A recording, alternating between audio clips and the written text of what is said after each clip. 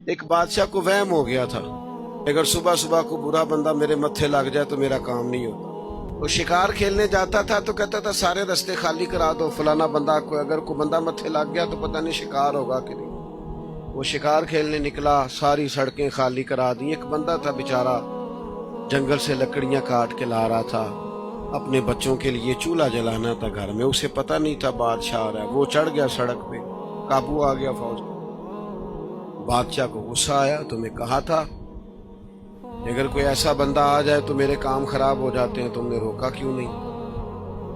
اس کو پکڑ کرنا بادشاہ نے ایک درخت سے باندھ دیا، کہا اگر تو شکار ہو گیا، اچھا شکار کھیلنے جا رہا تو اسے آزاد کر دوں گا، اور اگر اچھا نہ ہوا تو چونکہ اس کی وجہ سے نہیں ہونا لہذا سزا دوں گا۔ اب دھوپ میں بندے کو باندھ کے رکھیں اور سارا دن گزر جائے۔ شام کو عصر کے بعد بادشاہ واپس آیا، کہنے لگا کھول دو اسے، میرا شکار بڑا اچھا ہوا ہے، ورنہ میرے کو متھے لگ جائے تو میرے کام سارے خراب ہو جاتے ہیں، دن صحیح نہیں گزرتا۔ اب وہ صبح سے بیچارہ بندہ ہوا تھا، تنگ آمد بجنگ آمد، بندہ تنگ آئے پھر وہ سخت باتیں کرتا ہے۔ تو وہ بندہ کہنے لگا مرنا تو ہے ہی پر کچھ اچھی بات کر کے مرے۔ کہنے لگا بادشاہ تیرا شکار ٹھیک ہوا ہے؟ کہا ٹھیک ہوا ہے۔ کہا سویرے میں تیرے متھے لگا تھا، تیرا دن تو ٹھیک گزرا ہے، پر تو میرے متھے لگا تھا، میرا نہیں ٹھیک گزرا۔ اب سوچ کے بتا منحوس میں ہوں کہ تو ہے؟ نحوست لیتے ہیں لوگ، جان بوجھ کر کمزور کرتے ہیں، میرے بھائی پکے ہو جائیں۔ اچھا ایک اور بات، ایک دن ایک صاحب مجھے آگے کہنے لگے جی کسی نے بندش کر دی ہے،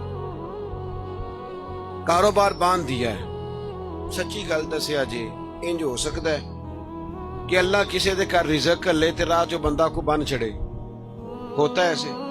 کن چکروں میں پڑے ہو؟ بابا جی سرکار اور فلانے ہو، چھوڑیں آپ مصلی بچھائیں، اللہ کی حضور حاضر ہوں۔ بابا سچا وہ ہوتا ہے جو رب رسول کا رستہ دکھائے۔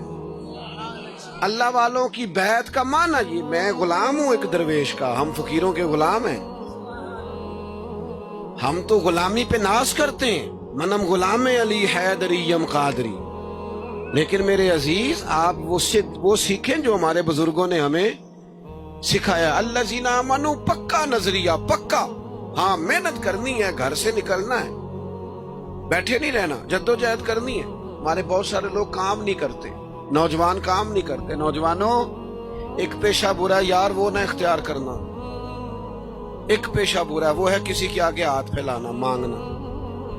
باقی جو صفائی کر کے جھاڑو دے کے رزق کمائے بڑا اچھا آدمی ہے، جو سویرے اٹھ کے منڈی جائے ریڑھی لگائے وہ بڑا باعزت آدمی ہے۔ ایک پیشہ برا ہے وہ ہاتھ پھیلانا، ہاتھ نہیں پھیلانا کسی کے آگے، کسی دنیا دار سیٹھ نواب کے آگے نہیں جانا، کسی تگڑے رشتہ دار سے امید نہیں لگانی، امیدیں اللہ سے لگائیں۔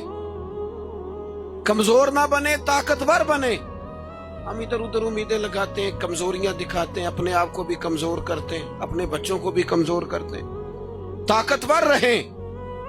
اللہ کے پیارے حبیب علیہ السلام نے فرمایا صبح اس طرح گھر سے نکل جایا کرو جس طرح پرندے نکلتے۔